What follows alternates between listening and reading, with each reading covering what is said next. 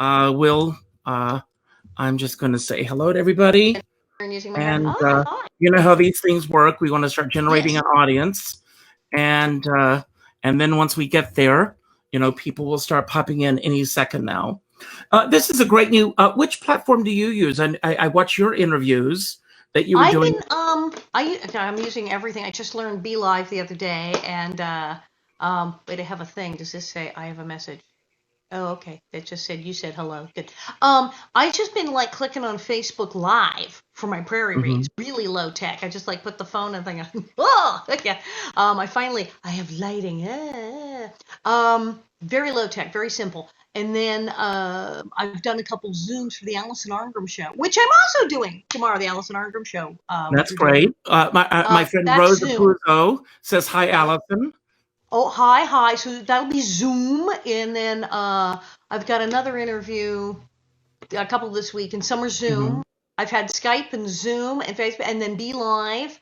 And then it's, the Facebook Live. So everything. We're on everything. Everything is a whole new world. We have someone here from Sweden. Hi. So, have you ever played in Sweden? I've not been to Sweden. I need to get. Well, again, with my scheduling, I was almost going to go to Iceland this summer because Arngrim is an Icelandic name, so I need to get over to the Scandinavian countries and say hi. Yeah, I've not been to Sweden. I haven't, and that would be cool. So we've got people that are starting to join us right now. Everybody's yes, this is wonderful. Of course, we are here with the one and only Alison Arngrim, who I love dearly. And thank you for doing this in the midst of this crazy world that we're living in right now. So I want to ask you, I see you every day on Facebook with your readings from Little House on the Prairie. And since you're showing your book, I'm going to show the other book, Confessions of a Prairie Bitch, which is a wonderful, wonderful book. Very, very funny. I want to ask you, in the midst of all of this, are you okay with everything right now? How are you dealing with it emotionally? Yeah. What is okay anymore? What is okay mean? God, I said we're living in the upside down. It's very stressful. I know the first week was particularly hard because this isn't normal. No, this is terrifying. I have friends who are sick. I have friends who've been in the hospital. It's terrible. And it's terrifying. We have not had a pandemic like this since, like 1917, 1918, the Spanish flu. And it's been unbelievable. We have not had a financial crisis. They were saying, it's like the 2008. No, it's like 1929. Do you know that oil went to negative? It's like minus $40. I know. Gasoline what prices does that have even gone mean? down. So things are happening at a literally historic level. That's fairly terrifying. And on a personal level, absolutely, we have friends, we have people who are sick, who are not well, and it is bad. And I have friends who've gotten better, they've gotten out of the hospital. But the recovery from this, even people who are terribly lucky and get it and don't wind up on a ventilator and survive, the recovery, what it does to the body, it's terrible. So it's awful. That's the thing. It's like people say, you're so happy on your channel. Is it because no, everything is terrible. That's why I'm doing this. It's very scary. And of course, the thing that happened with me is that I'm very, very lucky. My husband's working. He got declared an essential employee because infrastructure. Yay. And we have food. We have all the food and the toilet paper. We're fine. We have stuff. We're resources. We're good. So we're like, well, okay, woohoo. But all of the things I do creatively and well for a living, like I do theater. I do stand up. I do TV. I do personal appearances. I do autograph shows. Well, you can't do any of those things. All involve crowds of people. Everything I do normally involves crowds of people. So that's all canceled. That's all completely out of the question. And initially, for a couple of days, I kind of sat there going, well, what am I supposed to actually do generally, like with my life now? And let's go back to what your calendar looked like just before this all hit. What was the first thing that you found out? This is going to be a life changer for Well, us? I mean, right away, sort of things got canceled. I was gonna go to the Drag Con, RuPaul's Drag Con, hang out there. Hmm. That was lovely. I was gonna have a whole table there, and I thought, oh, they're not gonna do that. That's way too many people. That's so many people in a small space. And I had managed to just squeak out. I'd just come back from a tour of France. I was in France for January and February. I came back in the middle of February.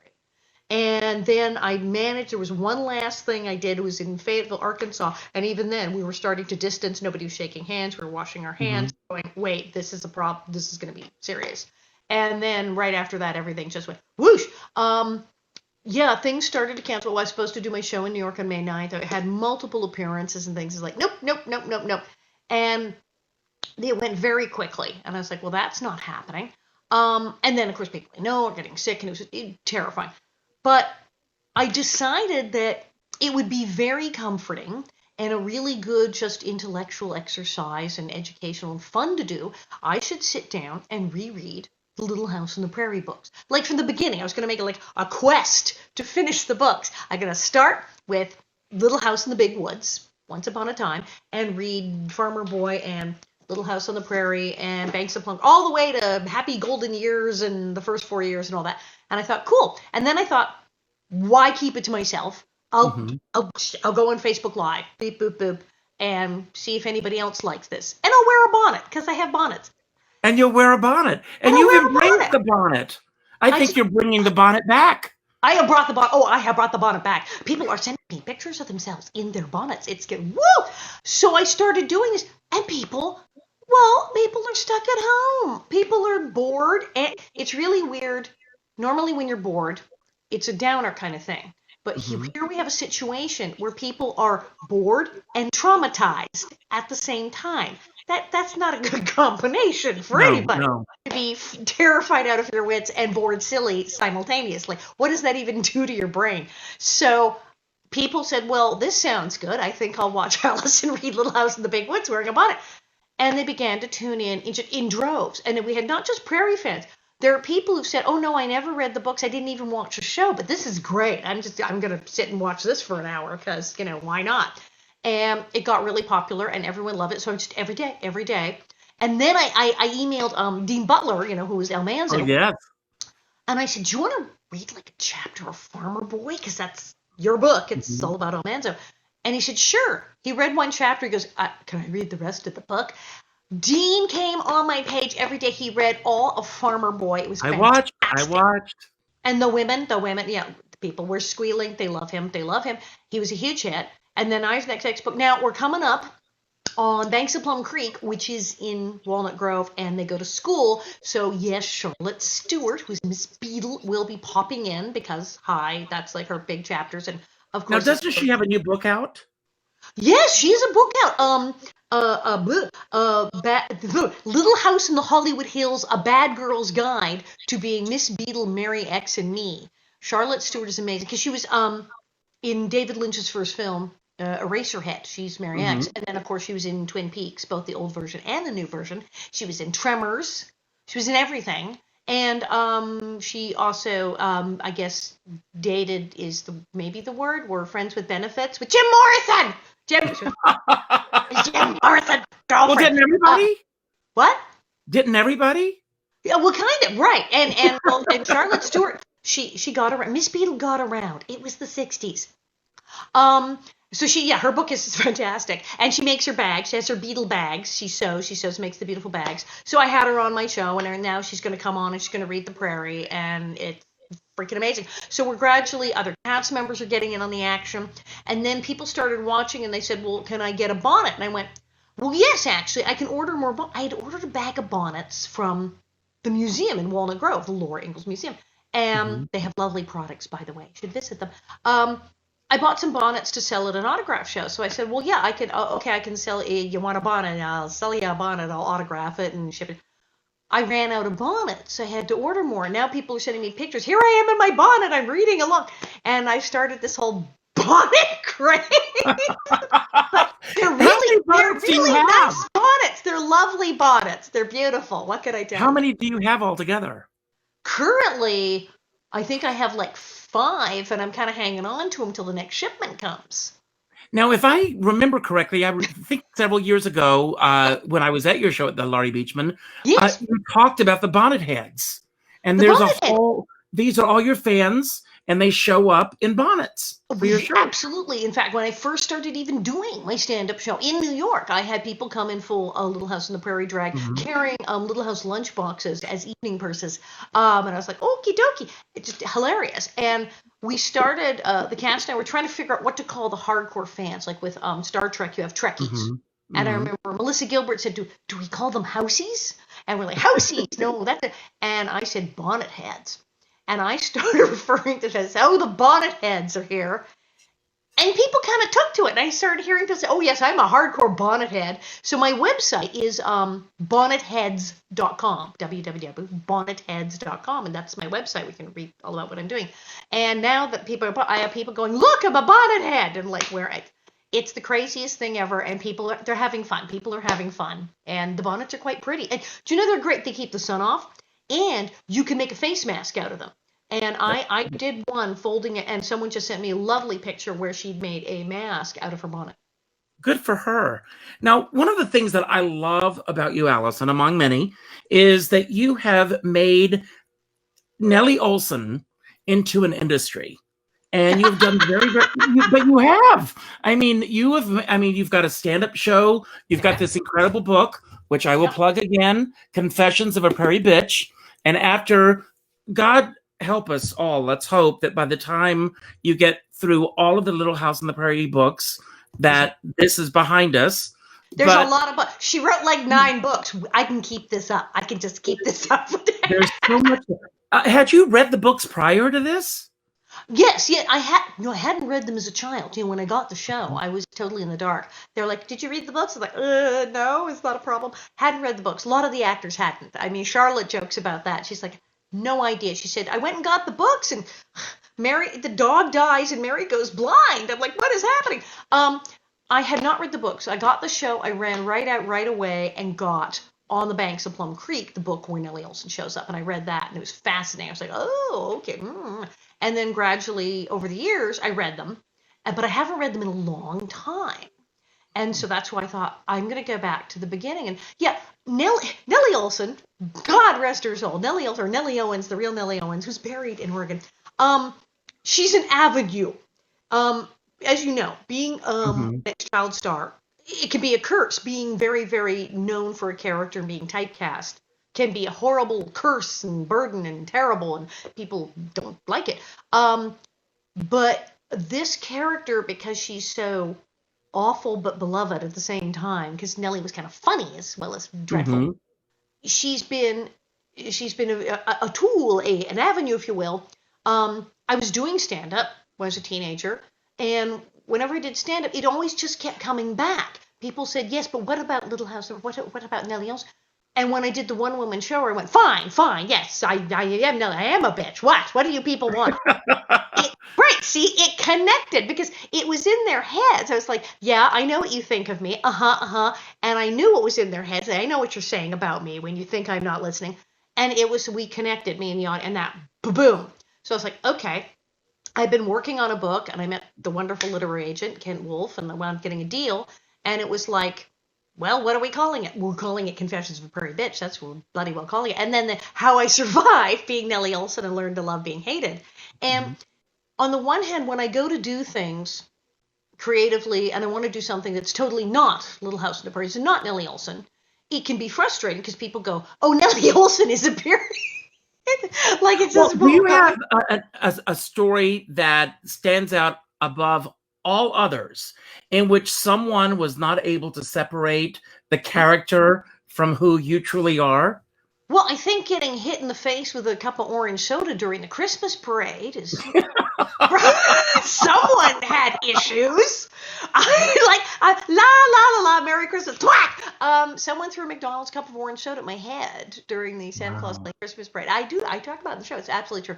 I know you do. I know. Hit me and knock me down. I've had people just get really unglued over the whole thing. And that's the thing. So it's like, what am I supposed to do? I could try to go la, pretend this isn't happening. It's not going away. I could fight it. Oh, the wasted breath and energy trying to fight it. Or grab it, take it, say, yes, yes, I am Nellie Oleson, blah, take it, and then steer it around in the direction I'd like it to go. So I took it and steered it around, and the stand-up act became quite successful. My book made the New York Times bestseller list. I talk about everything in my book, as you know. Oh, I know. I talk about my life before Nellie Oleson, my life after Nellie Oleson, being on the set. I talk about my childhood, which was not that fun. I talk about my fabulous life after Little House on the Prairie. I talk about everything. I cram it, all this stuff. But if I'd just written all those things, people would have said, well, yeah, that's interesting. But when I said, no, I will also talk about Nellie Oleson, yay! And so it was this vehicle, and I was able to steer it around and talk about what I wanted to talk about, and I wanted people to know, but also deliver the Nellie Oleson. And, you know, and a lot of people may not know this about you, but you, I think, are bigger than Jerry Lewis in France.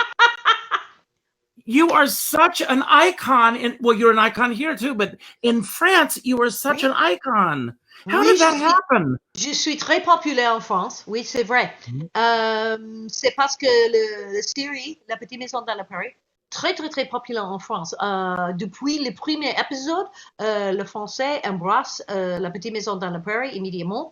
Et maintenant, le personnage de Nellie Oleson et Madame Oleson peut être une place spéciale dans le cœur de Français. Sorry, I just kind of went off there. Yes. Did you hear that? I got a lot of it. Well, yeah, what happened is Little House, they aired the pilot in France, the first episode, and French people loved it.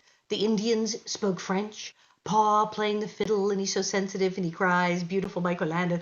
And they just said, this is great. They latched on, and then they started running the series there, and the French went crazy. They just thought Little House, they thought it was like a French, this poor French woodcutter and his family. They just thought it was like a French show, and they went bananas. And then, being French, they kind of like the bad girl. They like Nellie Oleson. They like Miss Oleson.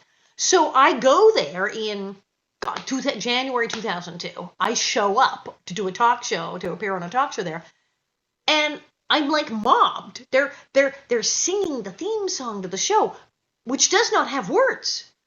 People go, la la la la la. I'm like, okay, y'all crazy. And it's like, this is like a cult. These people in France, and they love me so much. I said, well, I should cash in on this. So I said, I'm going back. And I started going back to France and making appearances and doing talk. And it caught on. And then I met Patrick Loubatière, and he said, you know, we could do a show. I mean, we would take your American show, and obviously it doesn't all translate, but we could take parts of it and do, and I can write a French show. And I was like, that's crazy, because I didn't really speak French at the time, and he'd also never done a comedy show before. So we thought it made perfect sense. Let's do a comedy show in French, because that makes sense. And the darn thing was a hit, and we're still we did Confession d'une Garce, and then he wrote Malle, Le Malle au Tresors de Nellie Oleson, Nellie Oleson's Trunk of Treasures. And again, it's about Little House, but it's also about being a child star, being famous, my relationship with the French, how come the French like all these American things, what's going on. And it's audience interactive, and it's crazy. And again, I just did a whole tour of it in January and February, and it was a big hit. And I did a movie. I actually was in a movie in France. I've been on every talk show they have. And again, I'm scheduled tentatively, if all were to go back in the fall. Yeah. But if it's safe, if it's safe. And I'm has the show ever been off the air? Have I which? Has it ever been off the air? Little House, no. It's that's what's so nice. It's been running in reruns in 140. Okay, I always say 140 countries, because at one point there was a report where they said 140 countries all over the world. Maybe it was less, maybe it was more at different times. I think it's more, because Russia and China were not getting Little House on the Prairie, but they are now, because I just answered a fan letter from Russia yesterday. So Russia and China are getting the show. So that's a whole thing now. Yeah, what is the strangest language that you've heard Nellie Oleson speak in? How many languages? Yes. Oh, French, Spanish, Hungarian, German, and Japanese. Wow. Now, I do want to let everyone know really that funny Japanese. We are also want to raise money today for protect.org, which we will talk about. Before we get there, I want to do a shout out to a friend of mine who's here. His name is David Mayoko. Do you know him? He does. Hi, David. Is a perfect Liberace tribute artist. Oh, I've seen him online. Yes. And I would know because. And I want to mention that for the obvious reason, and you can tell everyone else why I'm bringing Liberace up to you. Because my dad, Thornton, was a manager and he worked for Seymour Heller and Associates, who, of course, Seymour Heller was, as played by Dan Aykroyd in that movie, but was Liberace's right-hand man manager. My dad managed Liberace, worked for Seymour Heller. And we lived, we got a house in the Hollywood Hills around the corner from Liberace, so my dad could be on call. And I went to see Liberace shows as a little girl. So yes, I knew Liberace. And so yes, no, I'm always thrilled when I see someone who can really do a good Liberace. He is amazing, and you should see it. I'll send you a clip of him performing. Just absolutely wonderful. I have a question here for you from Frank Basile. When did you realize that your childhood role had become an iconic character? It wasn't really till after the show. I think all of us on the show kind of went, oh, yes, this is a nice series, la, la, la, la, la, la, la, but then it'll be over and no one will care. And then as the show ended and it just kept getting more and more popular, I think, well, Mad Magazine, I was so excited when that came out, of course, Mad Magazine parody. I think I started to meet people who were dressing up as me on Halloween and parties, that people were asking me for help with their Nellie costume. So it's like, okie dokie, they're dressing up as me. That's good. And I had people tell me that I was their icon, that they idolized me. And I was like, okay. And as I said, and then I started to meet all these people from other countries who saw the show. But yeah, I think when I found out people were dressing up as me, which they still are, the two guys who came to the event in Ohio dressed it as Nellie and Percival, full Nellie Percival. That was amazing. Now, and did you ever see the comedy troupe, the Nellie Olesons? Oh, they're like my children. Yes, the Nellie Olesons. I found out about them years ago, and I actually, total fluke, I found out about them, and I was like, wait, what? And the guy who called me from New York was like, yeah, no, your face is on the flyer, and it's like, I was like, this is hilarious. So I called the theater, and I said, is this what the Nellie Olesons are performing? They said, oh, yes. I said, can I speak? Because they said, just came off stage. I said, could you put me through to backstage talk to them? They were like, sure, who's calling? And I said, Alison Arngrim. And it was like the phone dropped to the floor. Clearly panic-stricken. And they put me, I talked to Nora, that's when I met Nora Burns, and she got on the phone. And she was very smart. I said, who are you and what are you doing? And she said, we worship you. And I said, oh, good answer. We became great friends. They came out to L.A., I was in their show several times. I was a guest in their show, in their sketches. And then we did a thing for AIDS Project Los Angeles where I was producing the comedy stage for a summer party, the big fundraiser. And I had the Nellie Olesons appear.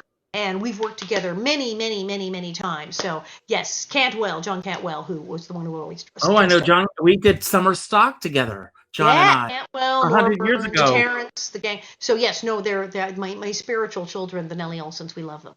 That's great. Now, you were supposed to be in New York next month at the Laurie Beachman Theater. Yeah. That's not happening, but it's not a total loss because the show must go on. That's right. So you're going to be doing a live pay-per-view performance that evening. Can you talk a little bit about that? Absolutely. This is the craziest thing and totally new to me. I'm new technology. Like, what would we all do now if we did not have the internet? Who would we be talking to? We'd all go mad. But I'm able to read the books. I'm able to do this and that. I signed up for Cameo. I'm doing everything. I'm just like, what do you got? What do you got? So I'm doing like everything in the internet. And then I was like, oh, I can't go to New York. I can't do the May night show. And then the guys at Chip and the guys at Spin Cycle, who produce the thing that I do at the Beachman, said, hey, we've got a bunch of acts that can't perform. There's this thing called Stage It. And it's like live streaming pay-per-view. You perform the show. And I said, in my living room, in your living room. I bought a backdrop. It'll be pretty. And you do it in your living room. And it goes out live. Now, it's only a half an hour. It's a short. It's like a part of the show. Half an hour. And people log on. And it's like $10. You buy you can't see me usually live for $10, can you? For $10, and you get the show. And people your show is all over the world. Cool. You've got so much crammed into your show. How do you pare it down to half an hour? That's a doozy. I am working on it, kind of going, well, we're keeping the thing about the French. Got to keep that in. So yes, I am. I'm sitting here going, usually it's trying to do more. When I first started the show, it was an hour and a half, and I sometimes did 2 hours, like with the Q&A and everything. And I cut it to 75 minutes for some of the festivals, like Rochester Fringe Festival. And now it's like, could you cut it to 30 minutes? I'm like, what? But yeah, a hot 30 minutes, the best of. And It will be live. It'll be May 9th, and then it's the next Saturday, the 16th as well. And because we're going to do it in 2 different time zones because it's live. So we're going to do it at 2 different times, make it a little easier for people to tune in. But log on for the 10th. You go to the thing, stage it. You can go to Spin Cycle NYC. Spin Cycle. I will put all the information on my website. Put it out there. And you can go in and get a ticket and see what I'm doing. And it's going to be crazy. I've never done this before. Very few people. This is a totally new thing people are doing. And it's 100% new to me. I literally went on Amazon and ordered backdrops so I could pick out something nice to put behind me to do this show. And I'm literally going to be doing it via the phone. And they have the technology. And this will go out live on Saturday, May 9th. Now, did the stand-up come out of the book, or did the book come out of the stand-up? Book came out of the stand-up. It's like so crazy because I've been doing stand-up for years, and then it was 2002 when that summer when I went to New York and launched Confessions of a Prairie Bitch, a show, and then it was, I guess, like around 2004 or 5 or so that I added the video components. It became this extravaganza of the photos, video, and then it was around, I guess, 2008 or early 9 that Kentson said, "Is there a book to go with the show?" I said, "Oh, there could be." And I had been writing, but I said, "Well, I have a little." He goes, "Do you have 4 chapters?" I go, "I have 4 chapters." And next thing I know, I'm in a meeting with HarperCollins, and kaboom. And so then I wrote the book. And then there was the editing period, and then. Well, I was going to ask you, what was the editing like for you? I mean, there's so much there. It's hard. Before we get there, because and everyone, please, I'm holding up the book. Please read this book. There you are. But tell them a little bit about your parents, because you had such, a very interesting childhood, to say the least, with who your parents. People notice I have little Casper-y things and stuff on the mantle. Strange thing, because my parents were everyone was in show business, and my parents met in the theater in Canada. And they met and they got married and left Vancouver for Toronto because they wanted to get into radio, and I think that between the two of them, they'd slept with everyone in Vancouver, and they had to get out of town because they were crazy theater people in the 50s. And then my mother got into voiceover, and my mother wound up being the voice of Casper the Friendly Ghost. Gumby, my mother's Gumby, Sweet Polly Purebred, Underdog's girlfriend, and Davy of Davy and Goliath. And so she's huge. And she was on the first Family album, the album about the Kennedys. Yes, She's Caroline and John, that famous album cover. That's her with the balloon. She was huge in voiceover. And then my father was on Broadway with William Shatner. My father was in a play on Broadway with William Shatner. Mind blown. And then when they came out to California, my father wound up becoming a manager. And he wound up working for Seymour Heller. So next thing you know, Debbie Reynolds, Liberace, Susan Anton, he's suddenly working for all these people. So it was really crazy. So I was meeting all of these kind of people, Wally Cox, who was Underdog. And then my mother, she had a publicist, and she turned out same publicist as Christine Jorgensen. And so next thing, Christine Jorgensen's at the dinner table. And so, it was a fascinating world that I grew up in. Now, did your parents approach you for wanting to go into this business, or was this something that you said, "Mom and Dad, I want to be an actress"? Kind of both. I mean, I think it took me to auditions when I was a baby, but I didn't get any. But when I was a little girl and actually started working, it was kind of both. Because on the one hand, yes, I was like, "Oh, yay, I want to be on TV." But the other thing was, I didn't really know anybody who wasn't on TV. Everyone we knew was in the entertainment industry. People regularly who I simply saw on a daily basis or came over for dinner were like in an episode of Batman or something. Everybody was on television.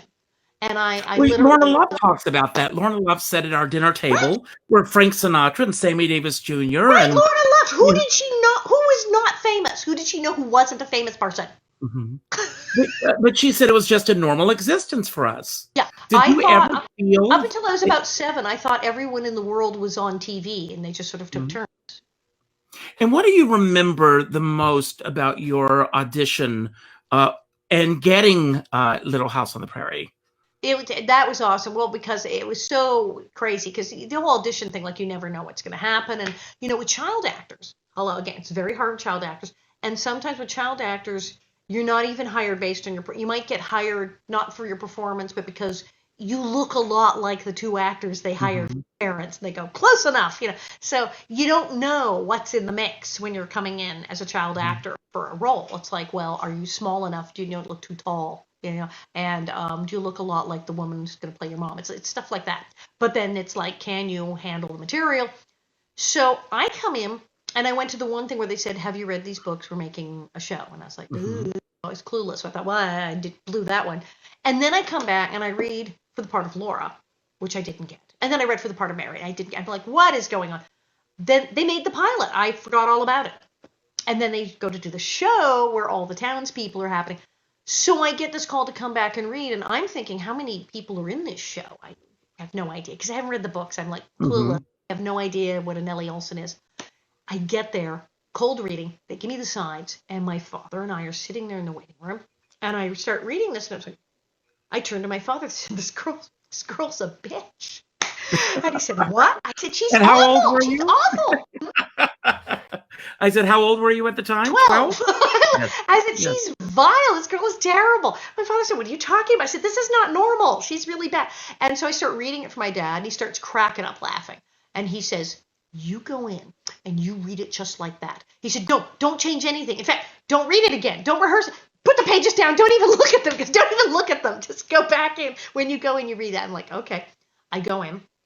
Michael Landon, Kent McRae, Ed Friendly, the original, they're all there. And I start reading it, and they lose their minds. And it's the famous, my home is the best home in all of Walnut Grove. They're like howling with laughter. And I finished, and they said, could you do it again, please? And I said, oh, yes, what would you like me to change? And they said, nothing, just read the thing about the house again.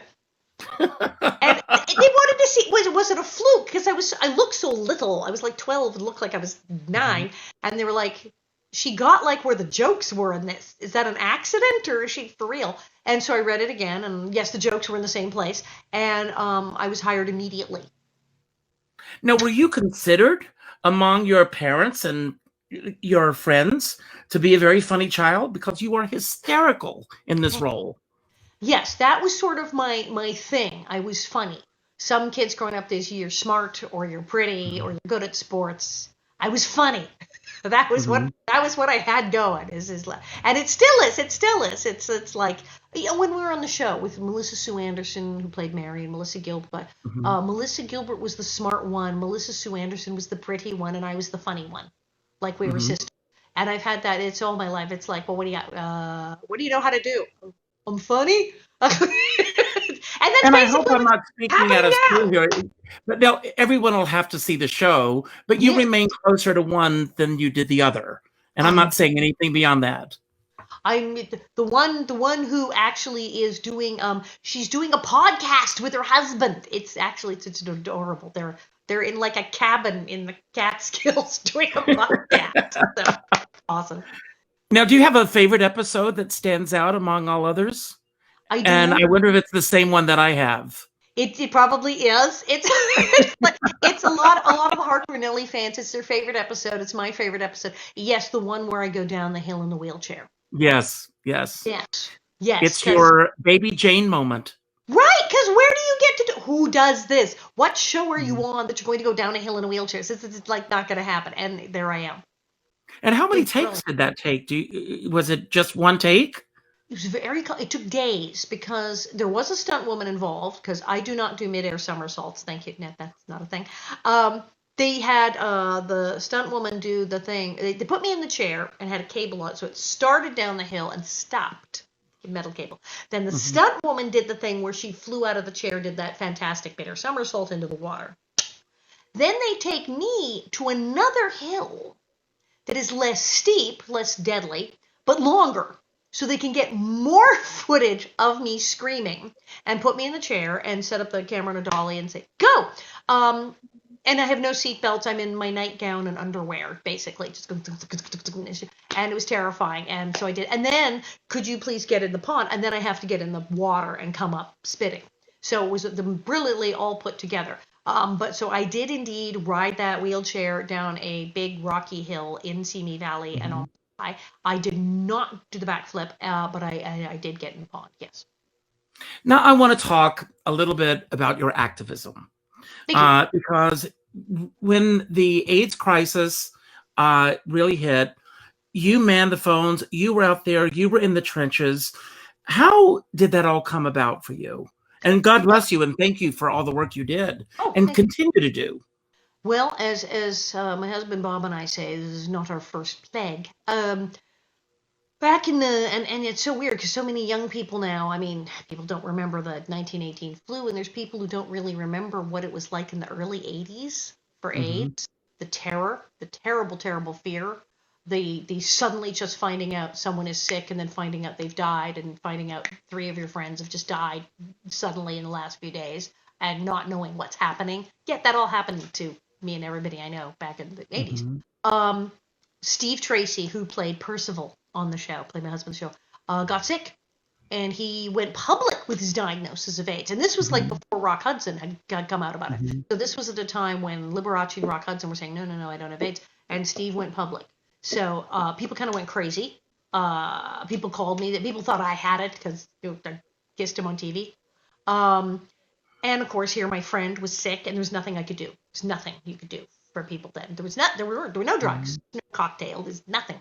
And people were dying all over the place. Every time I turned around, you'd get a phone call that someone you knew had died. And now my best friend Steve was sick. So it was devastating. So I went and volunteered at AIDS Project Los Angeles. And there, I went on the hotline. I did the food bank. I did the speakers. I just said, like, sign me up. What do you got? I'll do anything. And so I signed up for everything. I took the hotline class, which was great because I got a lot of really good information and was able to educate people about the virus, help them help their friends, tell them how they would get it, how they wouldn't get it. And I did that, and I spoke. And then they had the AIDS Project Los Angeles summer party out at Universal Back, and they had the comedy stage, disco, comedy, food, and I had the comedy stage. And Leah Delaria, Wendy Liebman, Margaret Cho, I had everybody perform at that, and I produced that. But the hotline was incredible because I took their training and I met the director of the hotline, a guy named Robert Schoonover. Brilliant guy. So he and I became friends. So time passes on, and I got divorced from the guy I was married to, and Bob broke up with this girlfriend he had. And then the two of us were having lunch, and I said, you wouldn't want to go out with me, would you? And we did. And then we got married. And so Bob used to run the Southern California AIDS hotline. We've been married for 27 years. Bless you. That's wonderful. So how are the, I mean, obviously he gets out of the house every day because as you said at the beginning of this interview, he's an essential worker. Yes, but now a man of many talents. He had studied civil engineering prior to studying psychology and working in drug rehab and AIDS and everything. But originally he was all about civil engineering and construction. And so he wound up taking a job some years, how many years now? Some years back. And, after he'd been working at the hotline, all these AIDS agencies, he wound up taking a job at, of all things, a construction company. And now he is at a lovely company, Balfour Beatty. And what they're building is, down at LAX, they're finally building the tram, the people mover, like so many other large airports in cities have, where you get off your thing, you just get on a thing and sit down and go to the parking lot that way. We're going to have one, yay! And they're building it. And so that is considered, infrastructure because it's all part of the city and the airport. So they're keeping a bunch of people. A bunch of people have to still be down there. And so that's still happening. So he's gone in. Some of the people are working from home. Some people are going in. Some people are going in part time. It's all, and they're in an office with huge amount, 2 floors. They have huge amounts of room. So everyone is very, very distant, and everybody has masks, and they're doing the whole thing. But yeah, it's still happening. So a whole crew of people do have to go down to that office, and he is one of them. So he gets up every morning at 4:00, which is a thing he's just done for years, and he goes down there. And puts on his mask and does his thing and comes up. And then he also plays guitar. Now, unfortunately, because the band, which had bookings this month as well, he's in a band called Catahoula, and their last gig was February. And they had upcoming gigs, and oops, that's not happening. So you'll notice sometimes when I'm doing my thing, you'll see a guitar in the background or whatever. It's like, now, has he embraced the social media? Has he done anything live as far as? He has has not. He popped into one of my readings. I was like, do we have any more blackberries? He's like, oh, wait, here. And he like, hi, stepped in. We broadcast part of Easter dinner. We had Easter dinner. We got all dressed up and had a nice Easter dinner, and we popped a little live and said, hi, here we are, we're eating. And we may be doing a scene of theater. I did a thing at a couple years ago, is having people do little scenes to put up, and we may be doing one. So it's gonna be fun. That's great. So I don't know. Some bands are using Zoom, because then the guitar player and the bass player and the drummer, they can all be in their homes and set up a Zoom and actually play. So that might be a thing. They may wind up jamming by Zoom. I'm hoping. Now, I know that Seth Rudetsky, who has done all these incredible things, would there be the possibility of a Little House reunion? Is that in the works? We are plotting. There are people plotting this exact sort of thing. Plotting. A couple of the events that got canceled that many of us were going to have now just recently messaged and gone, can we do like a short, like a little at-home version of this? Maybe you guys come on. And then Pamela Bob, who from New York, who created a show called Living on a Prairie about a woman who is, shall we say, maybe just a little too obsessed with Little House on the Prairie. It's very funny. It's about a woman who's gone a little overboard on her love for Little House on the Prairie. I play her therapist. Marvelous show. Did several of the episodes of this, and Charlotte Stewart was in it. She's putting together a thing because she's going to be putting the show on YouTube and whatnot. And she was saying, well, we could do a thing, maybe have some of the cast members, you want to come on, do an after the show chat. So we are plotting things between all of the fabulous stuff on the internet and all the fabulous stuff with the Prairie readings. There's like 8 or 9 things that are in the works where we're talking. So we'll see. So stay tuned. And anytime Harlan can get in touch with me, I'll get all the information out there. Exactly. We'll make sure that everybody's sent you all the stuff about my May 9th show, right? Yes. Yes. On that. Now, everyone who's watching now, and this will be later on Blog Talk Radio, they can see that this is, we want to raise money for protect.org. Very nice. How did you get involved with them, and what would you like everyone to know about this? And everyone who's listening, if you could make a donation of any amount, it's greatly appreciated. What happened is I was approached by this group because, I get approached by charities all the time because after all the stuff I did with APLA, kind of, she's good at doing these kind of things. And it was interesting because they were finding really different avenues to fight child abuse. And as you know from reading my book, and you've heard me speak, that I was abused as a child. So I experienced physical and sexual and emotional abuse, the whole bit. So they actually didn't even know that. They called me. It's like, we don't know. But what they said is that they were doing a very different thing because everyone was fighting child abuse from different angles. And they said, well, there's a problem legally. There's so many loopholes in the law, and not a lot of people are fighting it on a legislative level. They're not looking to go into the state house, to go to Washington and actually close loopholes in the law to better protect children. So people aren't falling through the cracks. And I was like, genius. Because they said, well, they're going to court and they're doing the whole thing, and then the guy's going home, like free, like walking out the courthouse door. It's like, wait, wasn't he just convicted? How did that just happen? So we did, and we changed laws in 7 states. We changed laws at the federal level. And then they said, well, here's another thing. Law enforcement, there's marvelous people, the Internet Crimes Against Children Task Forces, and these are the people in every state who track things like child pornography and trafficking. And these are the cops who go, Jared of Subway. When you saw Jared of Subway taken away by the police, there you go. Those guys, the people who catch people like Jared. These people were terribly underfunded and understaffed and under everything and constantly trying to get new technology to fight. And they said, well, what if we help them?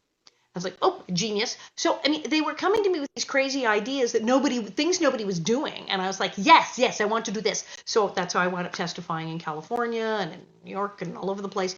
And even now we're doing stuff where we make sure that these cops get their funding. And we've been training people. We have this whole hero training program, training veterans who were in Afghanistan and Iraq to work, training them in the forensics to work with the Internet Crimes Against Children Task Force. It's just amazing stuff, getting them technology. We have the Weiss Child Rescue Center. We're developing tech. It's really cool stuff. And we're expanding. We're expanding into so many other areas and just looking at ways to help children, help the children who are abused, who are getting the short end of the stick legally, who are not being thought about, helping law enforcement and people who are targeting this, helping them do their job. Like, what are they missing? What's missing that they're not getting? And we're looking at expanding this out and helping kids in all sorts of really new ways. So Protect.org are really cool people. And I'm the president of the board. And yeah, they're still going. And you may have heard and probably seen on the news that one of the problems with the people having to stay at home now is everything is amplified, and domestic violence and child abuse, unfortunately, are an issue. Children are home from school.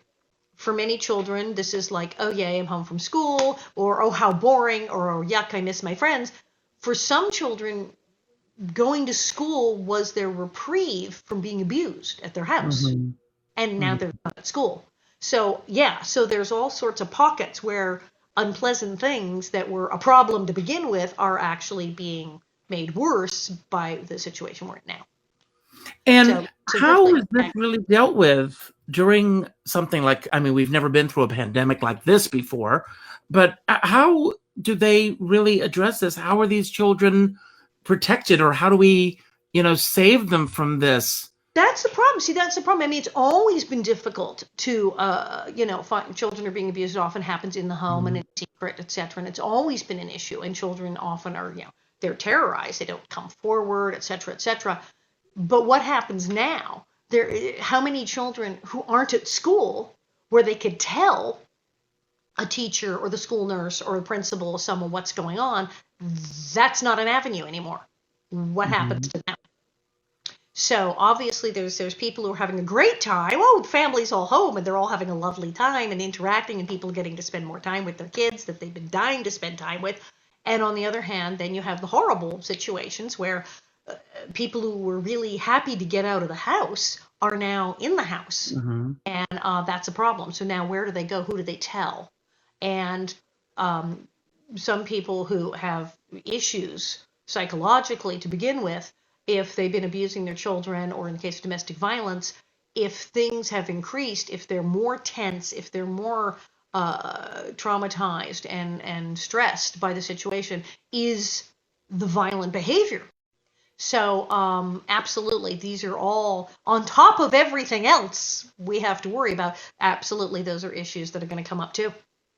Well, I want to thank you for your time today, but before we wrap up, you are keeping incredibly busy. I keep up with everything that you're doing, but what advice do you give to everyone who's listening on how we get through this one day at a time? Well, exactly. One day at a time. It is difficult. Of course it's difficult. I mean, well, of course, think of those poor people in 1918 who had the Spanish flu and they didn't have Facebook or Cameo or Zoom. What on earth did they do? We have an advantage. I mean, we have this. We have so much technology. We have food. We have supermarkets. It may be difficult to get food temporarily at certain times, but it's nothing like it was 100 years ago. We really have trouble. So we have enormous advantages today that, thank heavens that we're not as bad off as we could be. But it is frightening. People are sick. People are dying. I have friends who are sick. It's terrifying. This is a very serious disease. And even people who have the milder cases have very long recovery periods and are very, very sick. It's not fun. And unfortunately, we don't have a vaccine yet. We don't have a cure yet. We don't really have a treatment yet. There's some bunch of studies, really good stuff going on. They're trying, but yikes, we know it's not like you can call the doctor and get Tamiflu or get antibiotics or get any of the things you would normally get. You're just stuck. So no, it is legitimately frightening. So if you're saying this is kind of terrifying, well, no, you're not crazy. Of course it's terrifying. And then to be made it, palpable to you, you're told it is now too dangerous to even go to work or go to the places you're going to go because it's just literally too dangerous. That's very frightening. And you're left to sit alone at home and think about these things. What's the one thing that you've learned about yourself through this whole process? that apparently I am shockingly adaptable to situations.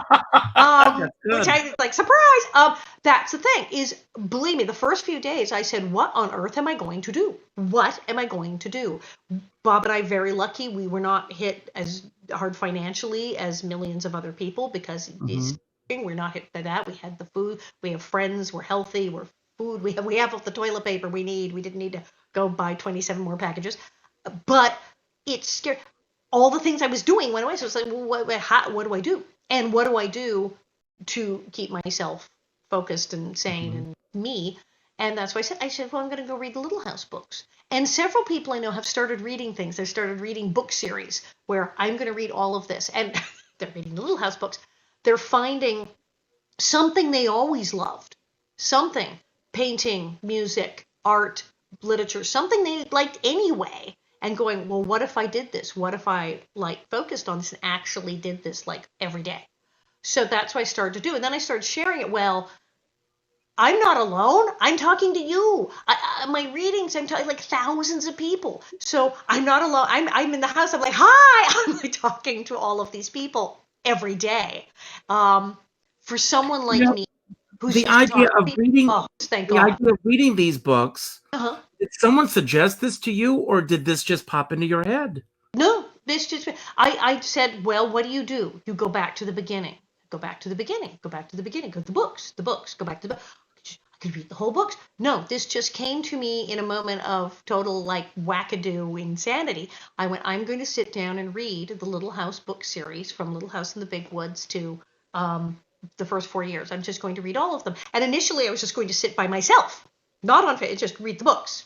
Something just to do it because it would make me feel better. And then I thought, well, maybe it'll make other people feel better. I don't know. So I went on Facebook Live, and apparently it did make other people feel better. So, and it's made me feel far better than I thought it would, because now I'm communicating with everyone. I'm talking to people, and they're telling me how much they like it, and I'm enjoying it, and we're having a good time. And then, as I said, I signed up for that Cameo thing. So then I'm doing that. And then they said, well, we think we can work it out that you can do your show on me. And I'm like, what? And then the interviews like this. So now I was worried that I was going to not have enough to do. I'm terribly, terribly busy. It's I almost like, I need a day off. I have too much to do.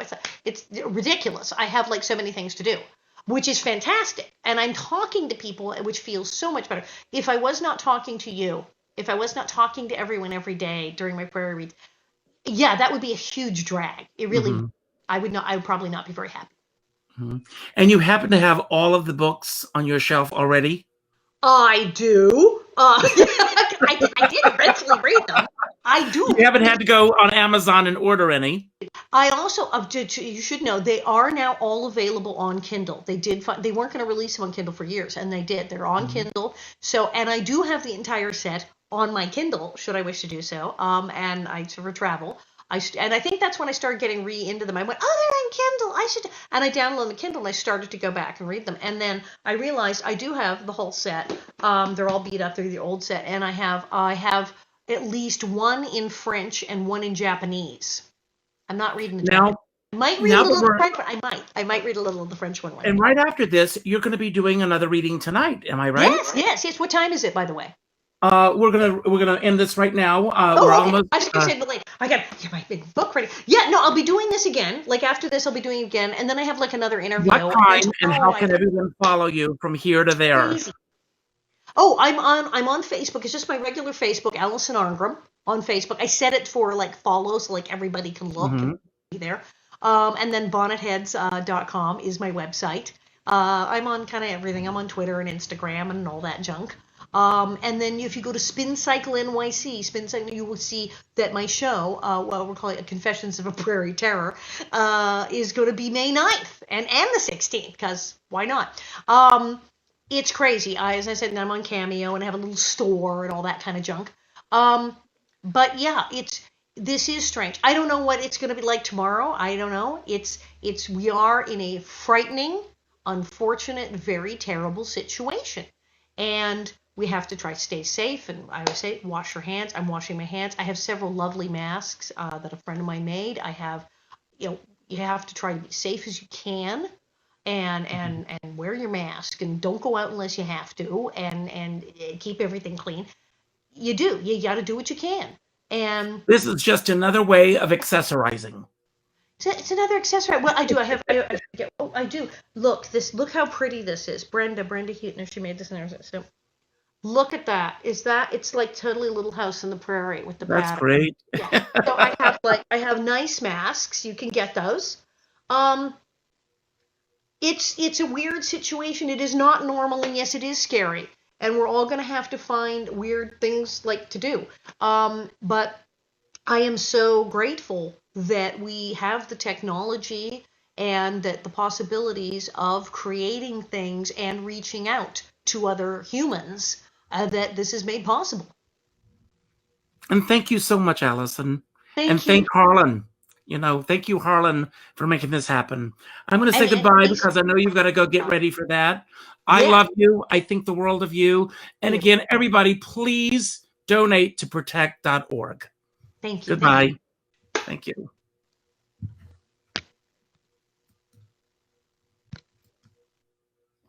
Wow, I love her. So anyway, I want to thank you all for tuning in tonight. I think that, let's see here. I want to just thank you all. And please, as I end every show, please go out and do something nice for somebody else without expecting anything in return.